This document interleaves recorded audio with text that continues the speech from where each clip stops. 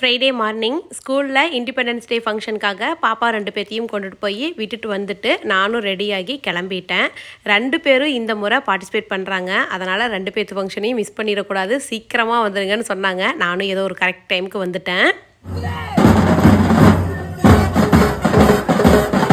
சன்சியோட program ஸ்டார்டிங்லேயே வந்துருச்சு. என்னை பார்த்ததும் சன்சிக்கு வந்து சிரிப்பு வந்துருச்சு. இப்போ மட்டும் கிடையாது, ஸ்கூலில் எந்த ஃபங்க்ஷனில் வந்து பார்ட்டிசிபேட் பண்ணாலும் நான் போய் பார்க்குறேன், கீழே நிற்கிறனாலே என்னை பார்த்ததையும் டக்குன்னு சன்சி வந்து சிரிச்சிருவா. சன்சி ப்ரோக்ராம் முடிஞ்சதையும் இங்கே தான் நம்மளோட சுட்டி குட்டி டான்ஸ் ஆடிக்கிட்டு இருக்குது. எந்த இடத்துல இருக்குது, எந்த கலர் ட்ரெஸ்ஸுன்னு கண்டுபிடிக்கிறதுக்கே எனக்கே ரொம்ப நேரம் ஆயிடுச்சு. எப்படியோ ஒரு வழியாக குட்டி பாப்பா டான்ஸ் ஆடிட்டா. இதுதான் சுகஸ்தியோட ஃபஸ்ட்டு டான்ஸு பர்ஃபார்மன்ஸுங்க.